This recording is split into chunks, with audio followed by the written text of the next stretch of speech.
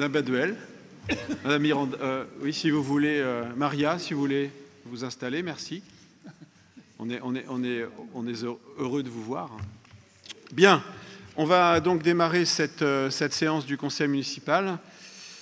Éric Schlegel, présent. Agnès Poncelin. Présent. Claude Mazard. Présent. Delphine Schlegel. Présent. François Culeux. Présent. François Der. Francine Pedro. Alain Huguet. Pierre Agement. Nadège Huguet. Alain Graudet.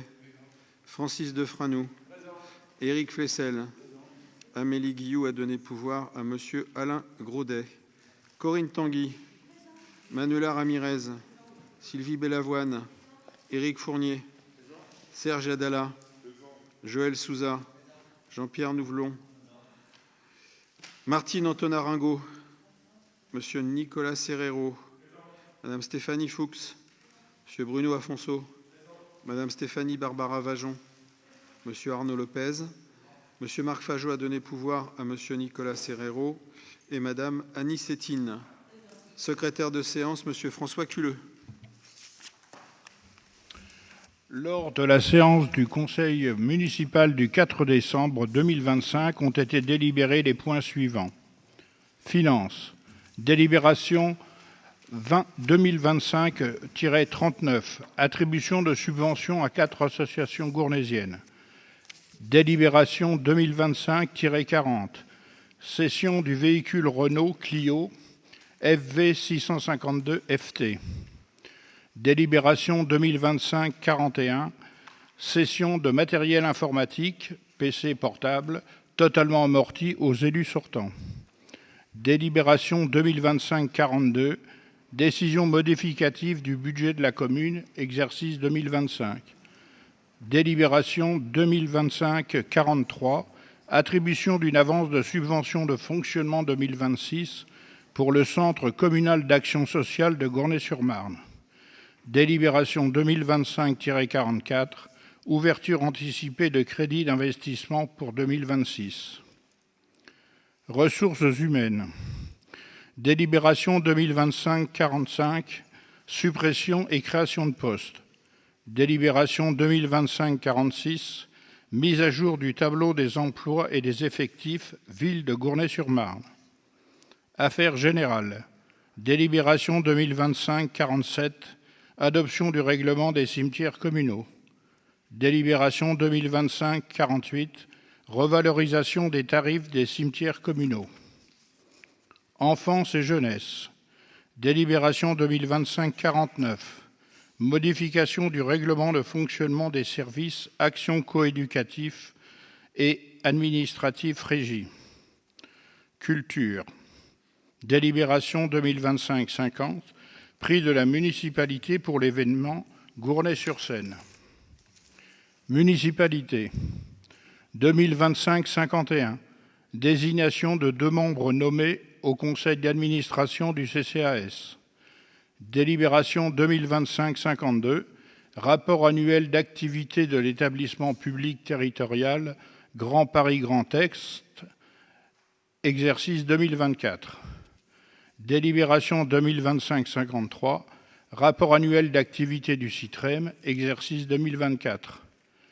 Rendu compte d'observation dans le cadre de la délégation de Monsieur le maire, article L2122.22 du CGCT, signature de divers marchés, accords cadres et avenants.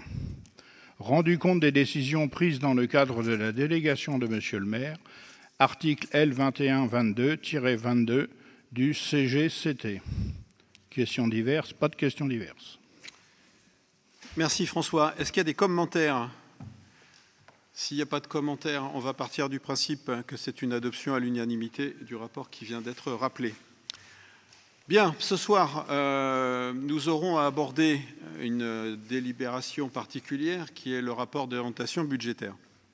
Avant de laisser la parole à Claude Mazard, je voudrais rappeler le contexte dans lequel s'inscrit ce rapport d'orientation budgétaire, puisque des élections municipales sont annoncées pour le 15 mars et que l'équipe majoritaire a choisi de préparer un budget qui sera voté le jeudi 19 février, présenté, j'imagine qu'il sera voté par la majorité d'entre nous, qui sera présenté le jeudi 19 février.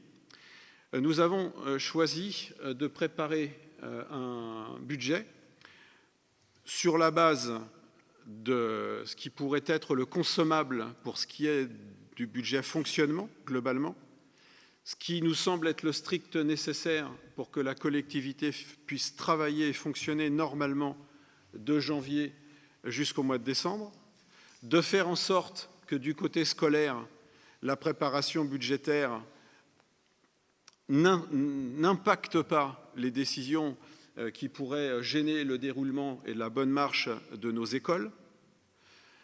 Bref, laisser aux équipes en place, puisque vous savez qu'il y a maintenant 2 listes, une liste qui est menée par M.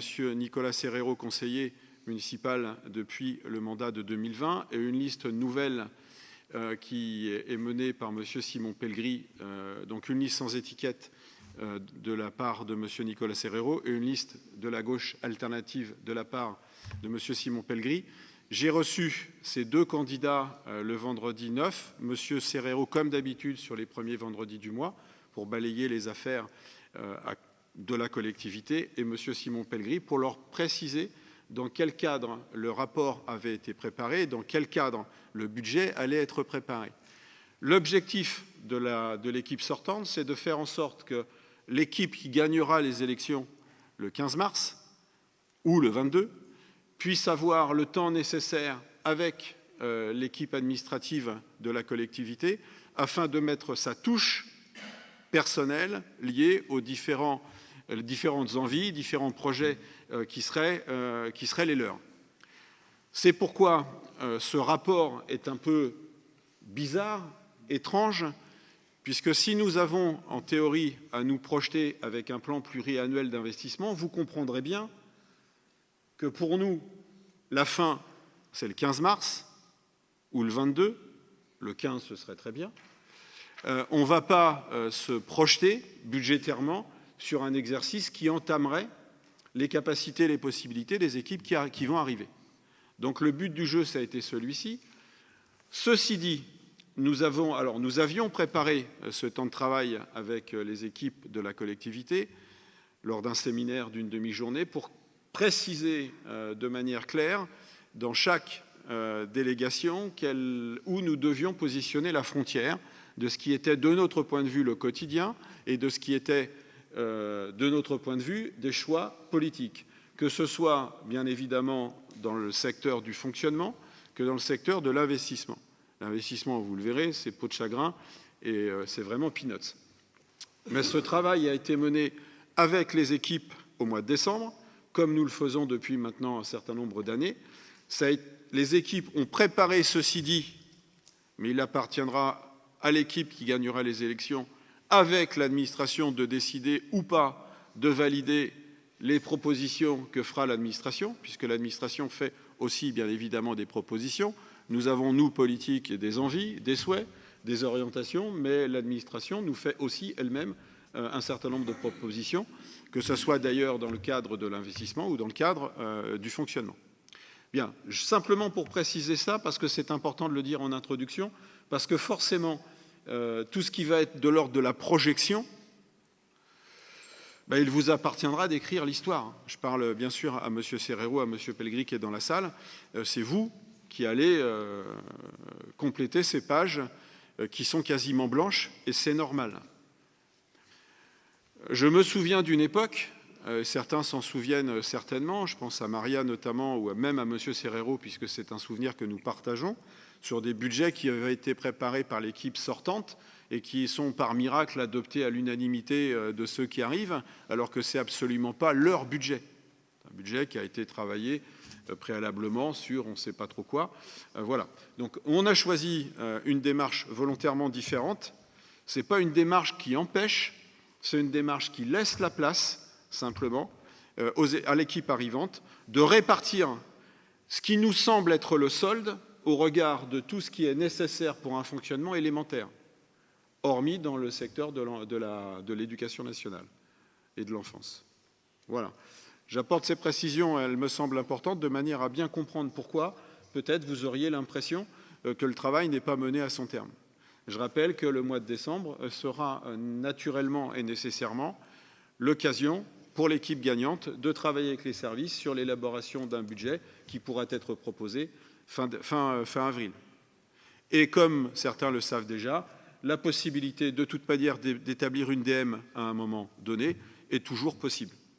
Donc j'insiste sur ce point, ça a été travaillé en ce sens. Je pense que les conseillers municipaux de la majorité l'ont bien compris, mais il est important que tout le monde le comprenne bien.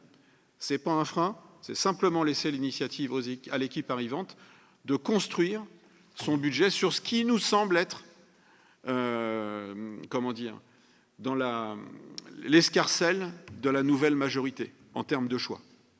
Je reprends souvent et je cite souvent les désaccords que nous pouvions avoir avec Bruno sur le budget aux associations. On n'a rien mis. On vous laissera, et c'est normal, la place pour savoir ce que vous souhaiterez mettre à ce niveau-là. Pareil, bien sûr, pour le budget lié à la culture, sur les spectacles ou pas. Enfin bref, j'espère que vous comprenez bien le principe. Pour nous, en tous les cas, ça a été important de le faire comme ça. Claude, à toi.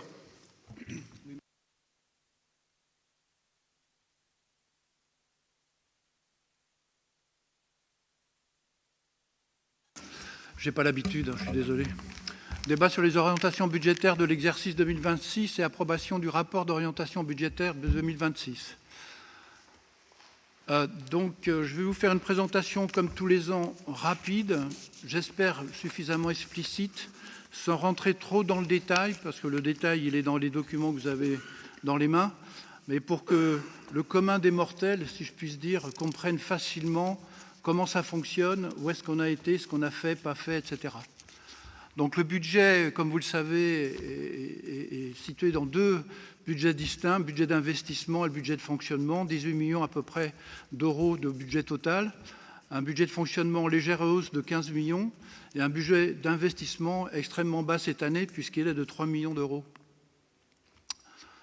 J'espère que c'est bien lisible, ça l'est. Donc vous avez les deux sections de fonctionnement et d'investissement un peu dans le détail. Je vous rappelle que le débat d'orientation, on parle des grands chiffres, des grandes masses, et on ne rentre pas dans le détail. Le détail il sera plutôt rendu lors du vote du budget en février. Donc en dépenses, il y a des charges réelles de fonctionnement qui sont anticipées à 13 847 000 euros, dont 1 738 000 non affectés. Alors ça veut dire quoi ça ? Ça veut dire tout simplement que la nouvelle majorité va pouvoir utiliser ou pas, dans ces arbitrages, ces fameux 1 738 000 euros pour faire de la CAF ou de faire un virement vers la section d'investissement. Vous voyez qu'aujourd'hui, la section d'investissement et notamment l'épargne à l'état zéro, c'est à vous de la créer avec notamment ces 1 738 000 euros de non affectés. Les intérêts de la dette, qui baissent très très légèrement à 212 000 euros. Les dépenses d'ordre, vous savez tout maintenant ce que ça représente, 950 000 euros. On parle de là des dépenses, on retrouve nos 15 millions 9. En recettes, les recettes réelles de fonctionnement qui sont à 13 118 000 euros avec un résultat reporté de 1 762 000 et de recettes d'ordre de 120 000 euros. Et bien sûr, nous sommes équilibrés, c'est une obligation, à 15 millions 9. En investissement, bien sûr, il faut rembourser la dette. Elle est de 591 000 euros pour l'année 2026. Les dépenses d'investissement qui seraient situées aux alentours des 77 000 euros. Donc, vous voyez, c'est extrêmement bas. Je vous rappelle, mais on en parlera un peu plus pour le budget, mais de 2014 à 2026, on a investi 36 millions d'euros pour la ville. Donc, vous voyez que les 77 000 euros de dépenses d'investissement ne représentent pas une année normale. Il y a aussi 480 000 de reports, 978 000 de non affectés. On retrouve là encore la possibilité d'arbitrage pour l'équipe qui va arriver. Et le déficit reporté de 845 000 et les dépenses d'ordre de 130 000 euros. Et nous avons nos 3 80 ou 81 000 si on arrondit correctement. En recettes, on n'a pas mentionné les épargnes. Les subventions et les dotations pour 805 000 euros, 1 266 000 de reports. les réserves et excédents pour 59 000 euros et on retrouve les recettes d'ordre pour 950 000 euros et un total de 3 80 000. Les recettes de fonctionnement depuis 2019 qui ont pas mal évolué. Entre 2025 et 2026, nous avons notamment en atténuation de charges les 53 000 euros qui est le remboursement des assurances du personnel. Je vous rappelle que nous sommes toujours auto-assurés. Les produits et services du domaine et des ventes diverses pour 1 061 000. Alors, juste une toute petite précision. Toutes les recettes, on les a calibrées au plus bas. Et toutes les dépenses, on les a calibrées, je ne dis pas dans la moyenne haute, parce que le budget doit être correct, équilibré et sincère. Les impôts et taxes, 10 578 000 contre 10 591 000, donc on est assez proche. Les dotations et participations pour 1 305 000, on retrouve là le fameux DILICO, notamment, pour 240 000. On espère qu'il ne soit pas voté à l'Assemblée. Les autres produits de gestion courante pour 112 000, les produits exceptionnels à 0 cette année, et une reprise de provision pour 4 000 euros. Et on retrouve nos 13 112 000 de recettes de fonctionnement.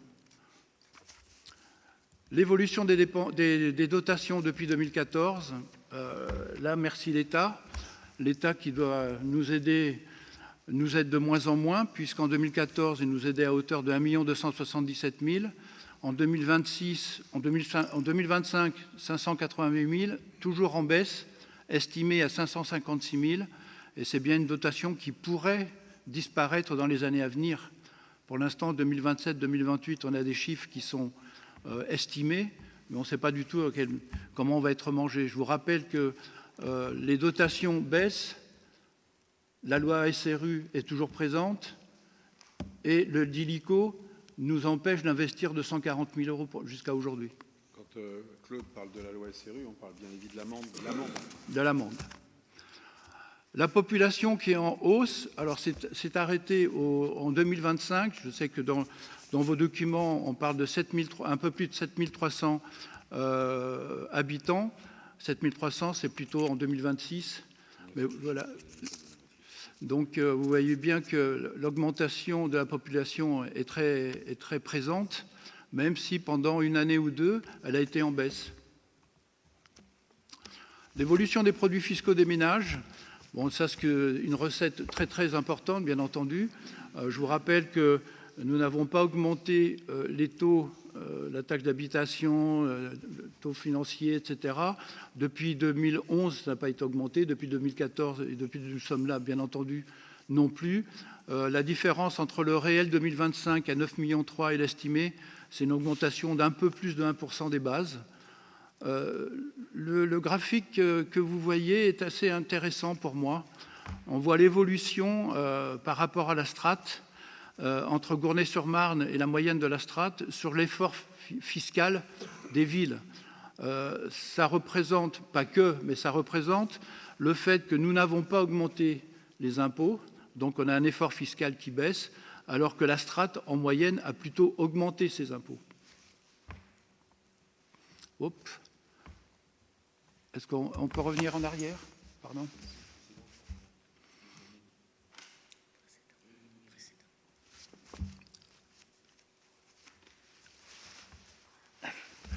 Donc les taux communaux de la fiscalité n'ont pas augmenté depuis 2011. Les taux de la taxe d'habitation, 34,69. La taxe foncière sur les propriétés bâties, 37,15. La taxe foncière sur les propriétés non bâties, 118,93. On a l'habitude tous les ans, bien entendu, de voter cette stabilité de taux, la non-augmentation des taux.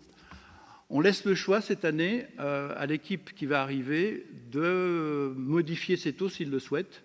S'ils veulent les augmenter, les baisser, les stabiliser, on leur laisse le choix. Donc cette partie-là ne sera pas votée dans le budget. Les dépenses de fonctionnement. Donc les dépenses de fonctionnement, vous notez une hausse des charges à caractère général entre 2025 et 2026. Ça s'explique tout simplement par les services qui demandent toujours un peu plus de leurs besoins,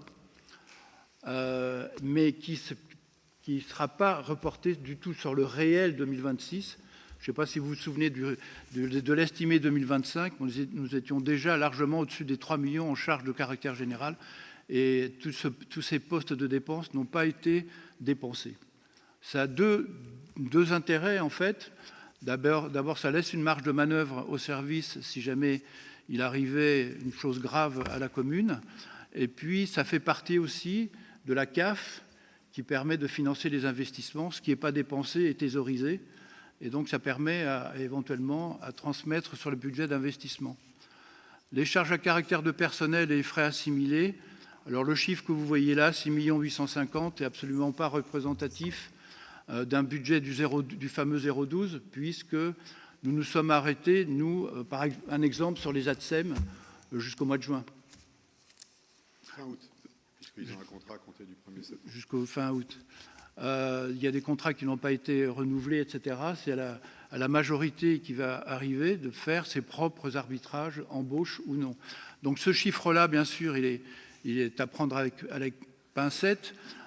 Il faut savoir malgré tout que dans la réalité, ce chiffre augmente tous les ans d'à peu près entre 100 et 120 000 euros par le SMIC, etc., par les augmentations classiques. Donc vous allez apprendre à gérer ce poste qui est un poste bien entendu très important, mais qui va vous permettre de faire vos propres arbitrages. L'atténuation de produits, 1 359 000, les autres charges de gestion courante pour 679 000, les charges financières, c'est la dette pour 207 000, quelques charges exceptionnelles, et des dotations aux amortissements et provisions pour 66 000. La DILICO, alors c'est pas très lisible, mais j'ai essayé de mettre tout le 93.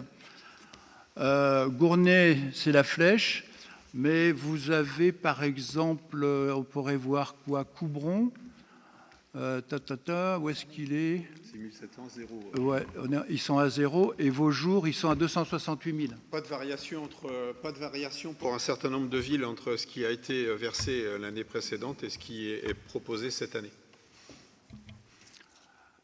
Je cherche nos voisins Noisy-le-Grand, voilà, 2,5 millions Noisy-le-Grand par exemple. Je vous rappelle, bon, vous le savez, mais je voudrais le rappeler quand même, ce fameux DILICO, c'est ce que nous emprunte l'État pour rembourser sa dette. Et cet emprunt ne sera remboursé qu'à 90% sur 5 ans. Pour rappel, et Claude l'indiquait tout à l'heure, le choix qui a été le choix de la collectivité sur les recettes, c'était de les positionner au plus bas. Ce qui a mis l'État dans la situation dans laquelle nous nous trouvons, c'est d'avoir mésestimé les recettes et de les avoir surévaluées, ce qui a conduit au déficit que nous connaissons et que nous allons rembourser, peut-être, en partie. Alors le DILICO 2025, il était de 17 000 euros. Et cette année, il nous rembourse, je crois, 5 000. Les charges de personnel, voilà, le graphique parle de lui-même, mais ne représente pas la charge réelle du 0,12 que vous allez connaître en fin d'année. Vous voyez qu'on a des augmentations qui sont assez malheureusement régulières, même à personnel équivalent. On a de toute façon une hausse de ce chiffre, grosso modo, de minimum 120 entre 90 000 et 120 000 euros tous les ans. Autres dépenses que nous demande éventuellement l'État, comme des primes, la prime Covid par exemple. L'augmentation du point d'indice, enfin, etc. Et les variations annuelles que l'État décide tout seul dans son coin. Le personnel, Agnès pourrait en reparler certainement plus que moi. Plus de femmes à 64% contre des hommes à 36%. Vous avez ici les filières administratives, les filières animation, etc. C'est des graphiques qui sont très intéressants et qui permettent de savoir où est le personnel et quelle activité a notre personnel sur la ville et dans les services. L'évolution des dépenses de personnel, alors ça c'est extrêmement regardé, bien entendu, puisque c'est un pourcentage qui est regardé notamment par nos prêteurs. Encore une fois, le chiffre 2026, 6 850 000, représente pas grand-chose, et le taux des 56% entre la dépense de personnel et la dépense réelle de fonctionnement ne représente absolument pas la réalité. Je pense qu'on doit être aux alentours du même pourcentage que l'année précédente, 58%. Moi, c'est un chiffre que je ne regarde pas particulièrement de près parce qu'il est malléable à tout moment. Il suffit d'augmenter les dépenses réelles de fonctionnement pour avoir un taux qui est extrêmement bas, donc je ne vois pas l'intérêt. Mais enfin, c'est malgré tout regardé par nos instances. L'évolution des dépenses et des recettes de fonctionnement, on voit qu'elles sont encore une fois pipées par les élections qui arrivent. Malgré tout, c'est bien de voir ce qui s'est passé en 2024 et 2025, avec une augmentation des dépenses, mais aussi des recettes. Bon, l'année 2026, à vous de jouer encore. L'important, c'est de montrer qu'on a des recettes plus importantes que les dépenses. C'est ça le plus important. L'épargne, vous avez le graphique de l'épargne entre les dépenses et les recettes de gestion courante, qui sont toujours, et heureusement, les recettes sont toujours supérieures aux dépenses.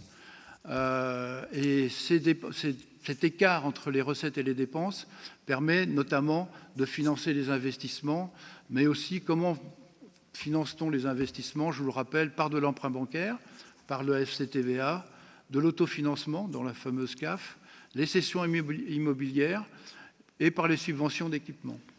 L'enjeu sur le FCTVA réside aussi sur les décisions que prendra l'État, sur les modifications qui ont été annoncées. C'est toi, c'est avec tes feuilles, il a ton micro. Sur les modifications qui ont été évoquées.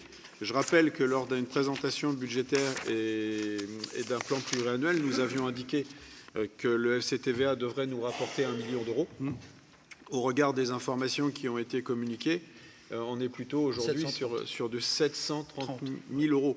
Donc, quand on change les règles à la mi-temps, l'impact, il peut être considérable. Nous avions, et j'avais essayé d'indiquer au moment de cette présentation, que finalement, l'équipe qui prendrait les rênes au mois de mars se retrouverait dans une situation à peu près similaire à ce que nous avions rencontré en 2014, tenant compte de l'endettement de la ville, qui est légèrement peut-être plus important, mais on a un FCTVA qui vient compenser et qui vient permettre l'investissement. Aujourd'hui, cette règle, ce que j'ai pu dire il y a 2 ans, eh bien, est compromis puisque le FCTVA, il est plus d'1 million, comme nous l'avions estimé à l'époque au regard des règles que nous avions en notre possession. Aujourd'hui, il est plus bas. Le FCTVA, tu peux dire ce que c'est que le FCTVA pour tout le monde, le rappeler? Le FCTVA, c'est le retour de TVA sur les investissements des 2 ans précédentes. C'est-à-dire quand on investit avec un taux particulier spécifique. C'est ce taux qui a été modifié par l'État, qui, au lieu de nous permettre 2 ans après de recevoir plus d'1 million, aujourd'hui, il est de 730 000. En 2027, de mémoire, vu les investissements qui ont été faits en 2025, la FCTVA hors modification, bien entendu, nous en sommes à 700 000 euros. Vous en serez à 730 000 euros, pardon. Sans modification. Alors, capacité d'autofinancement, on entend beaucoup parler de ça, et c'est un poste extrêmement important dans la vie de la commune et surtout dans les investissements. Les chiffres donnés en 2026, 27, 28, faut pas trop les regarder parce qu'ils ne représentent pas grand-chose et certainement pas la réalité. Ce qui est important de voir, c'est que depuis 2022, mais bien au-delà, depuis même 2014-2015, notre capacité d'autofinancement n'a pas arrêté d'être présente dans une moyenne approximative d'1 million d'euros, ce qui permet, comme on vient de le voir tout à l'heure, à notre capacité de financement pour nos investissements. Ce qui est un indicateur déterminant pour les banques, notamment lorsqu'il y a l'idée d'emprunter. Oui, tu as tout à fait raison. En fait, la capacité d'autofinancement et la capacité de rembourser la dette permet d'avoir ou pas des emprunts. Si vous n'avez pas suffisamment de capacité d'autofinancement sur un prévisionnel de quelques années, vous ne pouvez pas demander aux banques de vous financer 1 euro. Bon, la CAF par habitant, bon, c'est pas très représentatif, mais on voit qu'on est toujours au-dessus de la strate. Nous sommes en bleu. Et on est bien content puisque ça permet d'avoir eu notamment nos 36 millions d'investissements. Très peu d'investissements cette année en 2026, c'est 61 000 €. Donc vous voyez, c'est franchement, c'est pas grand-chose. J'ai noté quelques postes, création de 5 places de stationnement à la place des déposes minutes des pâquerettes. Voilà. Les grilles et couvercles en fer sur les poubelles des bords de Marne, par exemple. Voilà, et la création et la clôture pour la création d'un parc canin. Voilà, ça fait pas les 61 000 €, mais c'est les plus gros investissements de l'année 2026. Donc voilà, vous avez là en 2026 les postes les plus importants, 61 000 €.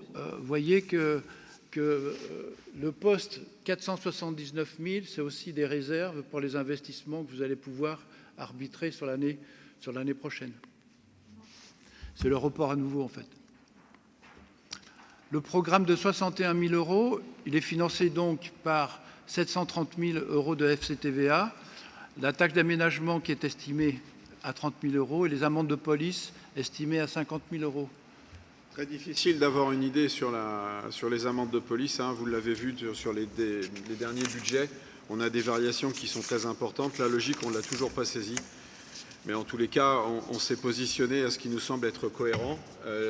Depuis quelques années, on a plutôt de belles surprises, mais sans avoir une idée précise, bien sûr, du montant qui nous sera attribué. Et sans le comprendre. La prospective financière, bon, on est obligé de la montrer, mais encore une fois, elle ne représente pas grand-chose sur les années 2026-2028. C'est une obligation, mais ça n'a aucun sens. Voilà, exactement. Ce qui est important, c'est qu'on peut regarder les épargnes brutes et les épargnes nettes. On retrouve nos fameux millions d'euros, notre million d'euros. La différence entre la brute et la nette, vous le voyez, c'est le remboursement du capital de la dette. Si on n'a pas d'épargne, on ne peut pas rembourser le capital de la dette et on n'est pas en bonne posture. La dette, justement, elle est au 1er janvier 2026 de 8 904 000 €, avec un taux moyen de 2,36, une capacité de désendettement de 5,61 années. En fait, il ne faut pas dépasser les 12 ans. C'est entre 10 et 12 ans. C'est justement la capacité de désendettement par notre CAF qui permet de sortir ce chiffre. Et le nombre de lignes de notre dette, c'est 12.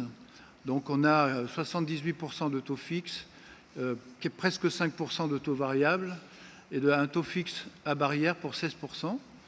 Toujours les mêmes banques, elles n'ont pas bougé. C'est l'ASFIL qui est en majorité à 51%, la CAF qui nous finance à 0%, la NEF à 8% et la Banque Postale à 38%.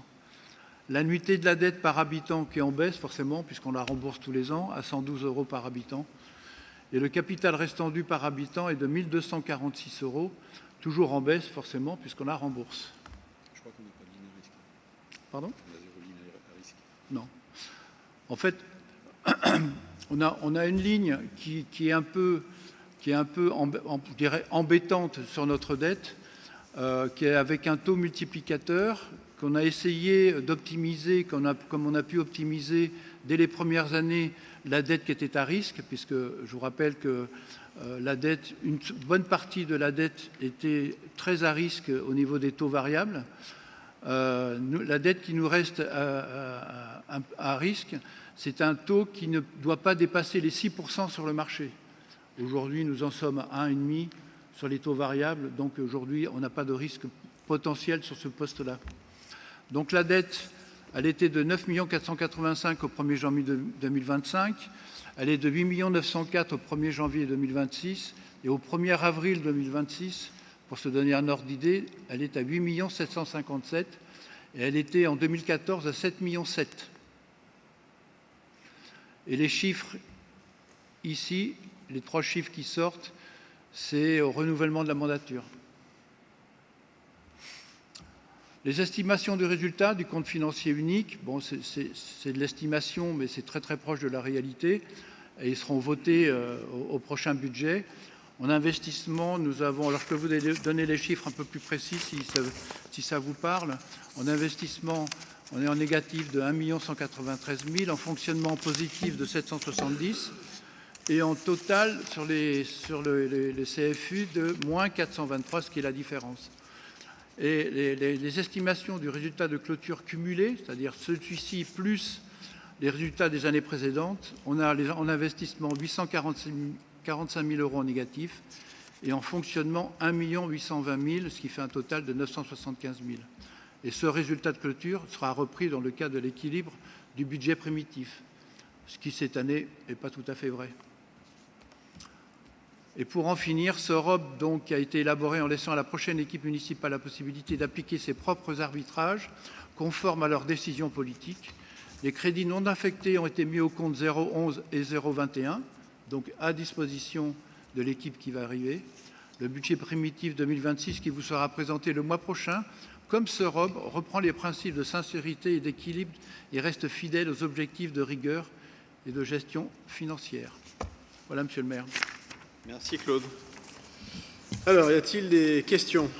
Je rappelle que c'est le fait, on va soumettre au vote, mais l'idée, c'est pas d'accepter en l'état, mais c'est simplement de se dire que nous en avons parlé. Y a-t-il des questions sur ce... Alors, je rappelle qu'en règle générale, il y a une commission, et la commission s'est réunie pour présenter ce qui vient d'être présenté ce soir. Et il y a eu des questions auxquelles M. Mazard a certainement répondu, et bien répondu, j'espère. Et Ingrid, bien sûr, notre directrice financière. Bien, n'hésitez pas, harcelez-le. C'est la dernière fois qu'il aura l'occasion de répondre au rapport d'orientation budgétaire. Monsieur Serrero. Pas vraiment de questions, vous l'avez un peu dit, monsieur le maire, mais je vous remercie de me laisser la parole. Effectivement, on a eu une commission qui avait quand même été assez riche, puisque je crois qu'elle a duré à peu près 1h30, avec l'entièreté des questions qu'on avait à vous poser qui ont été répondues. Et aujourd'hui, on a eu le complément des dernières informations qu'on attendait, donc vous en remerciez. Effectivement, c'est un choix que vous avez fait qui est courageux, puisque ça laisse les services un petit peu dans l'expectative de l'arrivée d'une nouvelle équipe. Et nous, à titre personnel, puisqu'on est et sortant et candidat, on vous en remercie, puisque ça nous permettra d'arriver directement et de prendre, si les Gournaisiens nous font confiance, les premières décisions dès le début et les orientations budgétaires qui vont bien. Donc c'est courageux, ça n'avait pas été le choix en 2014, puisqu'on en avait parlé, vous l'avez dit, monsieur le maire, qu'il y avait un budget un peu farfelu qui avait été préparé par l'ancienne majorité, qui finalement avait été voté par vous, puisqu'il fallait bien voter quelque chose, mais qui avait été refusé par la majorité qui l'avait proposé. Ça avait été tout un micmac. Donc effectivement, c'est un choix courageux, un choix que vous avez fait de pédagogie auprès de vos équipes. Et vraiment, nous, on est très satisfaits de se dire qu'on va pouvoir œuvrer, si on est élu assez rapidement, à placer nos orientations budgétaires. Donc merci, et merci pour la qualité des échanges qu'on a pu avoir. Et merci du coup à Madame Im, puisque vous l'avez cité, pour le complément d'information qui encore nous a été envoyé aujourd'hui. Et ça nous a permis de construire une réflexion pendant 6 ans et construire un programme, je le crois, le plus proche possible des réalités, puisque à chaque fois qu'on a posé une question, on a une réponse. Il est parfois coutume d'imaginer des audits financiers à l'arrivée de nouvelle équipe. Nous, on l'a dit, on l'a redit, ça ne sera pas le cas, puisque la qualité des informations qui nous ont été fournies à chaque question est pour le coup tellement rigoureuse qu'il n'y a pas une zone d'ombre, en tout cas, qui peut se poser. Donc je vous en remercie. De le signifier aussi clairement, Monsieur Serrero. Madame Sétine, je vous en prie.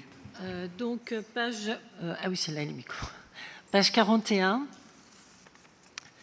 Est-ce qu'on pourrait savoir à quelles dépenses d'investissement relève le RAR, reste à réaliser pour l'année 2026, puisque c'est quand même assez important.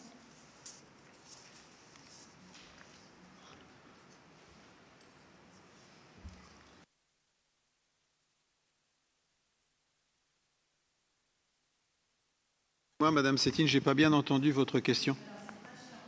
Est-ce que vous pourriez juste... J'ai fermé le micro. Page 41, dans le tableau, les investissements à venir. Donc, il y a RAR 2025 pour 2026, reste à réaliser. Et est-ce que... nous voudrions savoir à quoi ça correspond. Merci.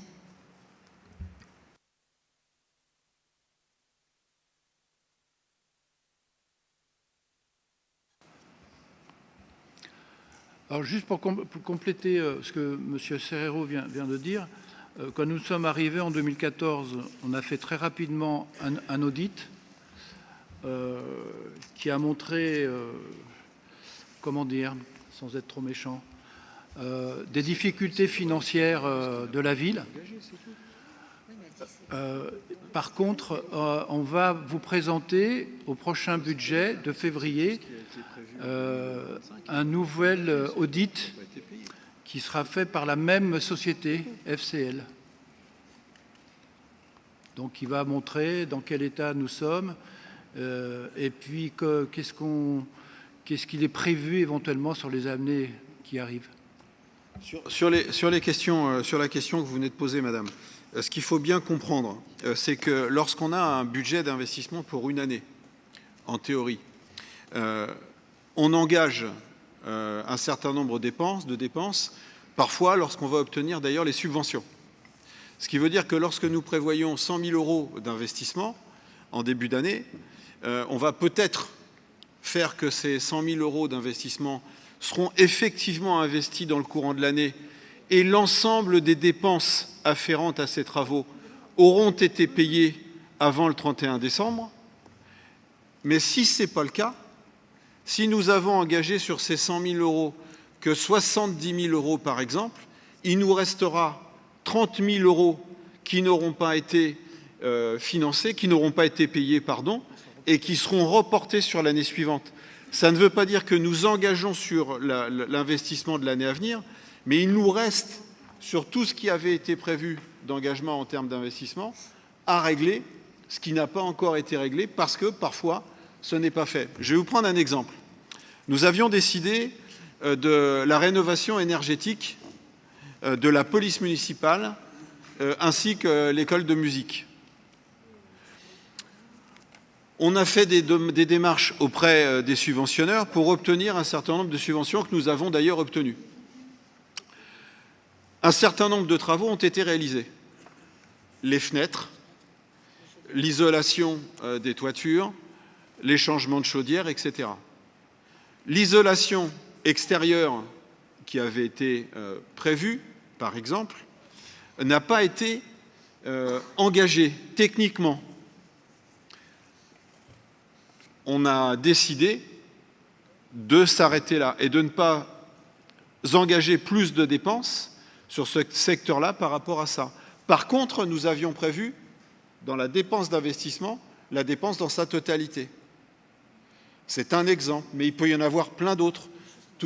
C'est simplement des choses qui n'ont pas forcément été payées, mais qui ont été imaginées dans le cadre des investissements de l'année 2025. Certains de ces investissements vont être payés, finis et financés dans le courant de l'année 2026, d'autres pas du tout parce qu'ils ne seront jamais faits.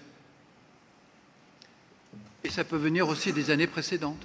Exactement. Il y a toujours un reliquat qui peut courir de cette manière-là. Le coût d'ailleurs estimé des investissements est rarement plus bas. En règle générale, tout augmente. Donc on ne récupère pas, mais on pourrait imaginer dans le meilleur des mondes que tout d'un coup, ce qui avait été estimé par une entreprise à 1 million d'euros nous coûterait que 900 000. Pour le coup, on n'aurait pas de différentiel négatif, mais on aurait un plus quelque... Mais ça ne se passe pas comme ça. Mais simplement, ce qu'il faut comprendre, c'est que c'est ce qui n'a pas été engagé financièrement, la dépense, on n'est pas arrivé au bout, tout simplement. Et c'est ce qui va rester peut-être à payer sur l'année suivante, qui a été budgété l'année d'avant.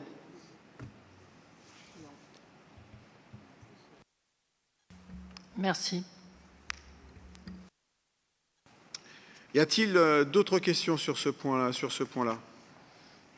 S'il n'y en a pas, je vais partir du principe que la présentation du rapport d'orientation budgétaire vous a été faite et que finalement le débat a eu lieu, qu'il soit bon ou pas bon. Y a-t-il des oppositions à ce que nous puissions dire que nous avons débattu? Il n'y en a pas. Je vous en remercie. C'est une approbation à l'unanimité. Mon cher Claude, la délibération suivante t'appartient encore. Il s'agit de l'attribution d'une avance de subvention de fonctionnement 2026 pour l'association de la maison de santé. Voilà, comme tous les ans, une demande de subvention de fonctionnement à hauteur de 25% nous est demandée par la maison de santé. 25% sur le budget alloué de l'année précédente qui était de 28 000 €, dont 25%, on arrive à une avance de 7 000 €. Et ce qu'on vous propose de voter ce soir. Y a-t-il des questions? Tiens, Pierre, si tu veux ajouter un petit mot pour expliquer le pourquoi du comment. Oui, simplement, comme toutes les associations de notre commune, nous pouvons, les associations peuvent demander une avance parce que le budget est voté, là, il va être voté assez tôt, mais il est parfois voté seulement en mars, et il faut qu'ils aient de quoi fonctionner. C'est le cas de la maison de santé qui a besoin d'avoir de quoi fonctionner du 1er janvier au vote du budget qui va avoir lieu en février, mais qui aurait pu avoir lieu en mars ou en avril. Je précise, Monsieur le maire, que je m'abstiendrai de répondre, de voter à cette délibération, puisque je suis secrétaire de la maison de santé, de l'association, et je ne veux pas à la fois être juge et partie. Ça vous honore, Monsieur Hagement. Y a-t-il des questions? S'il n'y a pas de questions, on va passer au vote. Y a-t-il des votes contre? Des abstentions? Vote à l'unanimité. Merci. Pierre, bien sûr, une abstention. Il l'a dit avant, donc on est d'accord. Délibération suivante. Alors, création de support grade. Ah, alors ça, c'est de l'Agnès, ça. Création de support grade dans le cadre de la procédure d'avancement de grade. Agnès, à toi. Donc, il est nécessaire de créer 3 supports grades d'adjoint technique territorial principal de première classe pour des agents qui remplissent les conditions et bénéficient d'un avancement de grade. Et donc, ce qui veut dire que les 3 grades que ces agents occupent actuellement pourront par la suite soit disparaître du tableau, soit être gardés un peu en stock pour de futurs recrutements. Voilà. A-t-elle été suffisamment clair? Oh, je trouve pas. Sinon, je recommence. J'ai l'impression que oui. S'il n'y a pas de questions, on va passer au vote. Des votes contre, des abstentions. 5 abstentions plus un pouvoir de M. Vargeot pour Nicolas Serrero. Délibération suivante. Autorisation donnée au maire de signer la convention de participation dans le cadre de son contrat d'assurance collective à l'adhésion facultative des employeurs et des agents dans le cadre de la protection sociale, risque, prévoyance et santé. C'est toujours Mme Poncelin. Alors, lors du conseil municipal du 28 mars 2025, Monsieur le maire avait été autorisé à signer une convention de participation avec le CIG concernant la recherche d'un contrat d'assurance, justement dans le cadre de la protection sociale sur les risques, prévoyance et santé, avec une date d'effet au 1er janvier 2027. Le marché pour la recherche de nouveaux contrats s'étant avéré infructueux, il est nécessaire de relancer les recherches et d'autoriser Monsieur le maire à signer une nouvelle convention avec le CIG. Des questions? Une question, Madame Sétine, je vous en prie. Oui. Pourquoi est-ce que c'est à partir du 1er janvier 2027? C'est-à-dire que quand les marchés sont signés, c'est pour... Donc, quand les marchés sont signés, c'est pour 3 ans, par exemple. Donc là, ça a pris effet au 1er janvier 2024 jusqu'au 1er janvier 2027. Mais pour anticiper, en tout cas, cette nouvelle recherche, il fallait s'y prendre. Merci. Par anticipation. D'autres questions? S'il n'y a pas d'autres questions, on va passer au vote. Y a-t-il des votes contre? Des abstentions? Vote à l'unanimité. Merci. Délibération suivante. Évolution de la participation employeur pour la protection sociale complémentaire santé. C'est toujours Madame Poncelin. Alors, évoqué dès le conseil municipal du 2 juin 2022, la participation financière des employeurs publics au financement des garanties de protection sociale complémentaire santé de leurs agents, jusqu'alors facultative, devient obligatoire au 1er janvier 2026, à hauteur d'un minimum de 15 €. Donc une participation de 10 € était déjà versée aux agents depuis de nombreuses années et avait fait l'objet d'une revalorisation progressive, passant à 12 € en juin 2022, puis à 14 € en avril 2024, pour arriver aujourd'hui à 16 € au 1er janvier donc 2026.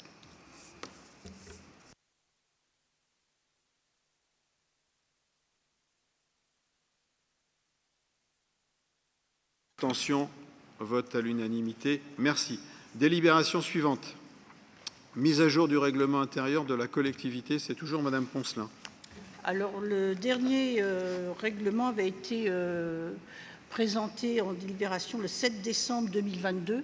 Depuis, bien évidemment, nous avons fait des modifications à ce règlement qui reprend effectivement tous les horaires, les organisations des services, les différentes dénominations des services. Et donc, dans ce nouveau règlement, tout est à jour. Voilà. La nouvelle municipalité partira avec un règlement complètement à jour de tout ce qui s'est passé depuis ces dernières années. Voilà. Des questions? S'il n'y a pas de questions, on va passer au vote. Y a-t-il des votes contre? Des abstentions? Vote à l'unanimité. Merci. Délibération suivante. Renouvellement du projet social de la Maison pour tous et convention d'objectifs et de financement de la CAF. Oui, monsieur le maire. Pierre. C'est à moi, oui. Merci. Eh bien, notre Maison pour tous est en fait un centre social et pour obtenir cette appellation et cet agrément auprès de la CAF, il faut que nous ayons un projet social. Et ce projet social, il est attribué, il est constitué par notre équipe, par le directeur de la Maison pour tous, mais aussi par le directeur de pôle, monsieur Simon, qui est par ici d'ailleurs, entre autres. Et avec ce projet, la CAF décide si elle va nous subventionner et si elle va le faire pour 1 an, pour 2 ans, pour 3 ans. Nous avons donc fait ce projet social à l'automne qui vient de s'écouler et il a été accepté par la CAF qui va nous agréer et qui a décidé que ce serait pour les 3 années qui viennent. Voilà. Je vous rappelle que la Maison pour tous a un budget d'environ 287 000 €, qui est une participation des familles d'environ 35 000 €, mais la CAF participe pour environ 100 000 € par an et la commune pour 151 000 € par an. Juste pour compléter ce que vient de dire Pierre, c'est que si le projet social doit s'inscrire dans la logique de la CAF, la ville, bien évidemment, donne les orientations politiques qu'elle souhaite voir mises en œuvre, mais ça n'a pas posé de difficultés particulières pour que tout s'agence correctement. Le suivi a été bien évidemment mené conjointement par Agnès et Pierre pour s'assurer, en tous les cas, que les orientations qui étaient les nôtres étaient prises en compte dans ce nouveau projet social, qui est un exercice de style, mais qu'il est important de réussir, pour avoir la validation CAF, notamment. Y a-t-il des questions? Oui, Madame Sétine, je vous en prie. Nous aimerions savoir une petite précision. Pourquoi il y a une telle différence dans l'adhésion de la Maison pour tous entre les Gournaisiens et les non-Gournaisiens? Merci. Alors, c'est une réponse qui est assez aisée. Le Gournaisien paye l'impôt sur la ville, le non-Gournaisien paye l'impôt ailleurs. Et c'est ce qui fait toute la différence. Nous estimons, peut-être à tort, qu'avec un montant de 15 € pour les Gournaisiens, nous rendons finalement aux Gournaisiens ce qu'ils ont investi au regard de ce qu'ils donnent à la collectivité en termes d'impôts, ce qui n'est pas le cas lorsqu'on est Chélois, Noiséen, Gabinien, j'en passe et des meilleurs. C'est pourquoi nous avons toujours décidé de distinguer de manière très claire. Je sais que d'autres collectivités ne font pas les mêmes choix, mais nous assumons cette différence sur la différence de coût entre les 15 € payés localement et le tarif externe, qui est de 50 €. 50 €, je crois. Personnellement, je trouve que, vu que c'est social, ça fait une sacrée différence quand même. Et dans les réponses, dans le projet social, le projet, ça m'a fortement intéressé d'ailleurs. Certains trouvent que ça fait cher. Mais il y a l'aide après du CCAS pour les Gournaisiens, mais pas pour les non-Gournaisiens. Le CCAS, effectivement, vous avez raison, mais rien n'empêche un candidat extérieur de faire appel à son CCAS local pour obtenir la différence, le cas échéant, et l'aide qui va bien. Même à 50 € l'année à la MPT, moi, à 15 €, j'ai le sentiment qu'on fait œuvre sociale et que la MPT est vraiment abordable pour tout à chacun. Et nous pourrions même imaginer dans nos CCAS un accompagnement particulier, puisqu'on essaie de distinguer l'assistanat de l'accompagnement, on pourrait même certainement faire un geste. Mais par comparaison, moi je vous invite à aller voir les montants des inscriptions dans les communes d'à côté sur les MPT des villes voisines. Juste comme ça, en passant. Mais c'est un choix politique, vous avez raison. Mais chez nous, en tous les cas dans l'équipe en place, ça ne nous a pas choqué particulièrement d'estimer qu'il pouvait y avoir une différence entre celui qui paye l'impôt sur la ville et celui qui ne le paye pas. C'est tout bête. Et cette réflexion, elle vaut bien sûr pour la demi-pension, elle vaut pour les activités du centre du loisir éventuellement, puisqu'en théorie, il n'y a pas d'enfants qui n'habitent pas la ville dans nos centres de loisirs, sauf sur des dérogations scolaires, mais sur l'école de musique également, etc. Voilà, c'est quand même le Gournésien qui paie ce service-là. Voilà. Monsieur Agement pourrait dire combien il y a de personnes extérieures sur la MPT. Je n'ai pas trouvé dans le projet social. Alors, je vous le dirai, Madame Settine. Il est normal qu'il n'y ait pas de ce type de réponse dans le projet social, puisque le projet n'est pas là pour tenir un indicatif des présences et des absents, mais de mettre en perspective un certain nombre d'objectifs et d'actions. Donc, c'est naturel et normal que vous ne retrouviez pas de manière très claire. Mais Pierre peut bon, je ne l'ai pas dans la tête comme ça. Je peux vous dire qu'il y a à peu près 600 adhérents à la Maison pour tous, mais je vous donnerai le nombre de personnes venant des communes extérieures. Madame Settine, on vous le communiquera. Merci. Sachant que là aussi sur la MPT, souvenons-nous que nous avons mis, si le tarif de base et l'inscription de base est de l'ordre de 15 €, nous avons fait voter des tarifs intermédiaires de manière à permettre, le cas échéant, à ce que des activités payantes au sein de la MPT soient aussi portées par les gens qui s'y inscrivent. Je me souviens de cours de cuisine, par exemple, qui avaient été initiés parfois. La collectivité avait déjà voté sur un certain nombre de tarifications supplémentaires avec des lettres A, B, C, D, etc. Et à chaque lettre correspond un montant, de manière à ce que nous n'ayons pas encore à délibérer. Mais c'est ce qui, de notre point de vue, justifie cette différence. Et vous le retrouvez d'ailleurs à peu près dans toutes les villes, que ce soit pour l'accès à la culture, l'accès au sport, enfin c'est à peu près partout pareil. Je ne dis pas que c'est normal et tout le temps normal, mais voilà, ce qui prévaut, c'est le payer l'impôt sur la ville. D'autres questions ou remarques ? S'il n'y en a pas, on va passer au vote. Ou c'est une approbation, je crois, sur le projet social. C'est juste d'approuver, prendre acte qu'il vous a été présenté. Y a-t-il des oppositions ? Il n'y en a pas, je vous en remercie. Bien, nous sommes arrivés au terme de ce conseil municipal. Il n'y a pas eu de questions diverses. Pardon ?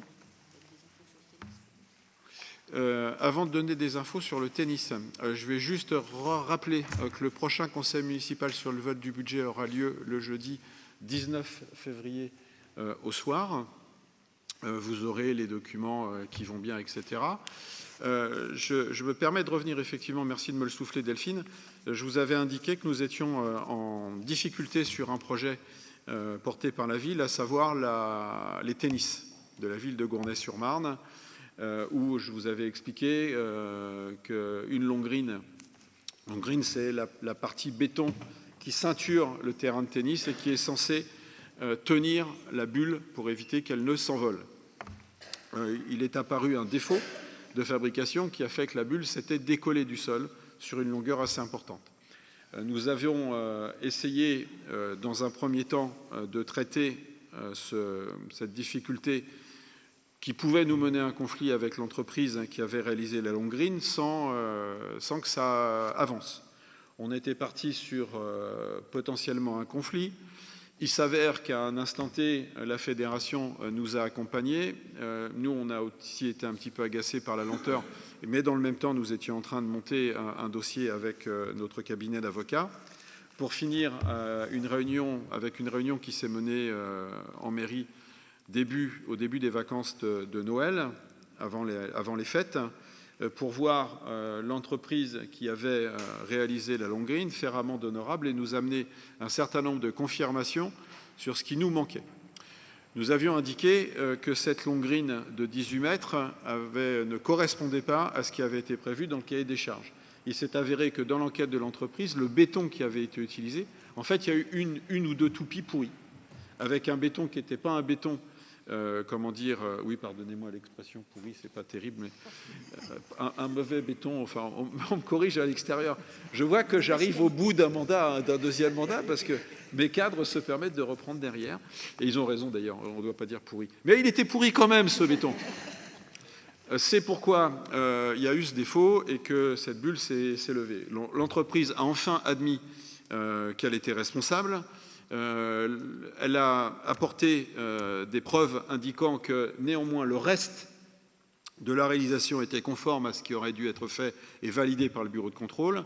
Nous avons donc pu acter avec l'entreprise que des travaux devraient démarrer et ont démarré aujourd'hui, mais avec les intempéries, du coup c'est un petit peu décalé, mais ça va se finir dans la semaine, sur 20 mètres et non pas 18, de façon à ce qu'un nouveau béton qui corresponde à le béton qui doit être coulé correctement et non pas un béton de bordure puisse être, avec le ferraillage qui va bien, à la bonne place pour que la bulle puisse être remontée à l'issue de la période de séchage, de façon à ce que fin février, tout ça soit plié et que l'équipe qui arrive ne soit pas dans la difficulté avec un dossier pourri encore. Pardonnez-moi de la répétition, mais j'ai envie d'être taquin ce soir.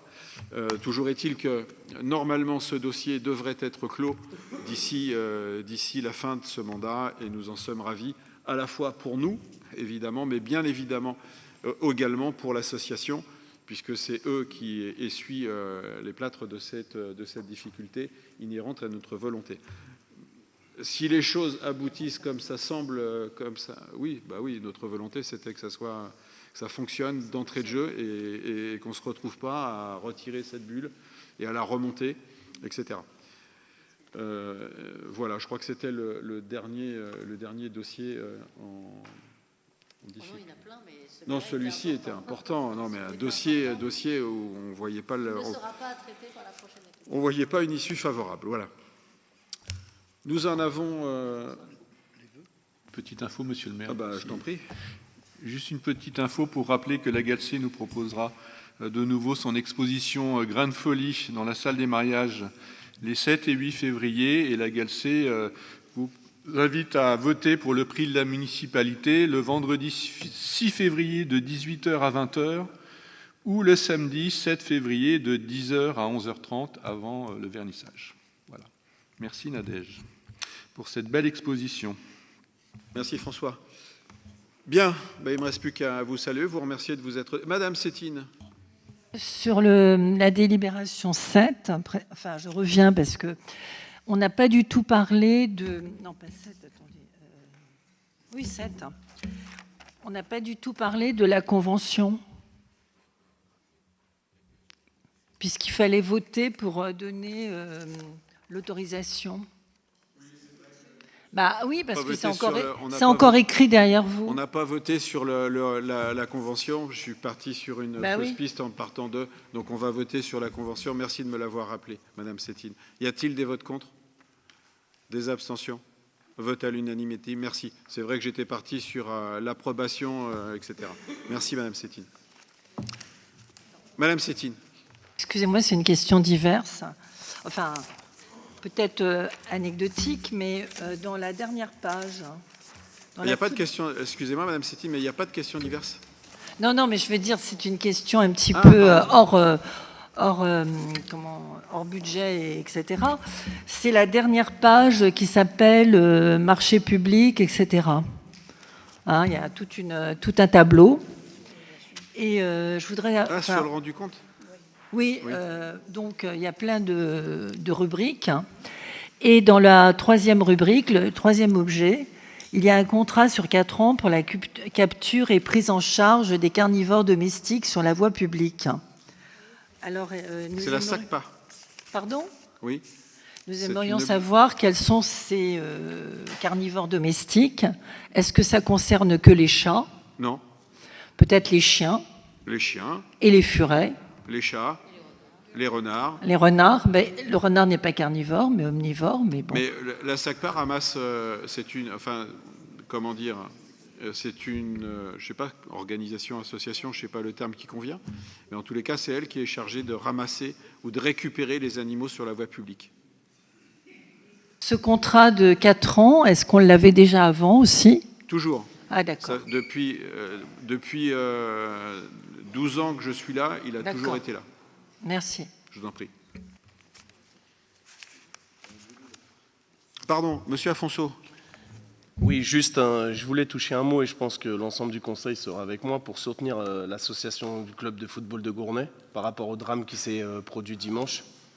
Donc voilà, je voulais leur dire qu'en tout cas de la part de notre groupe et je pense que du reste de l'Assemblée, tout notre soutien à la famille et au club de foot et des deux équipes. On souhaitait d'ailleurs, ça a été une proposition qui m'est arrivée, je voulais vous en parler à l'issue hors, mais vous le faites là, c'est très bien.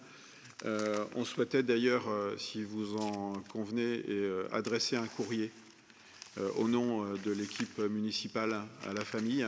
C'est une proposition qui a été faite, qui m'a été faite cet après-midi. Je voulais vous voir en aparté derrière pour savoir si au niveau du club c'est quelque chose qui pouvait convenir ou pas, si ça vous semblait convenable de le faire. Je rappelle, mais je pense que tout le monde le sait, un joueur de 48 ans a eu un malaise sur un match qui s'est déroulé dimanche matin. Il s'est retrouvé à sortir du terrain et à faire un arrêt cardiaque. Et malgré la rapide intervention des services de secours, cet homme n'a pas été ramené à la vie. Voilà. Ce qui fait que le corps a été exposé dans la MPT le temps que les pompes funèbres interviennent, etc. Le stade a été fermé, vous l'avez compris, et vous le savez, j'imagine. Et nous avons d'ailleurs fermé le stade en attendant que, alors dans un premier temps, que les pompiers nous ramènent le défibrillateur, mais que le défibrillateur soit rechargé. Ce qui a été le cas, il a été réinstallé cet après-midi. Pour la petite histoire, on va en installer un deuxième, puisque que ça nous serve aussi de leçon, parce que fermer un stade, parce qu'un appareil a été utilisé, voilà, c'est donc c'est une dépense que vous n'aurez pas à faire demain, nous allons la faire dès maintenant. Mais oui, nous convenons tout à fait, mais ça tombe bien que vous en parliez dans le cadre du CM, parce que oui, bien sûr, que ça laisse pas froid tout ça, hein, ça c'est sûr.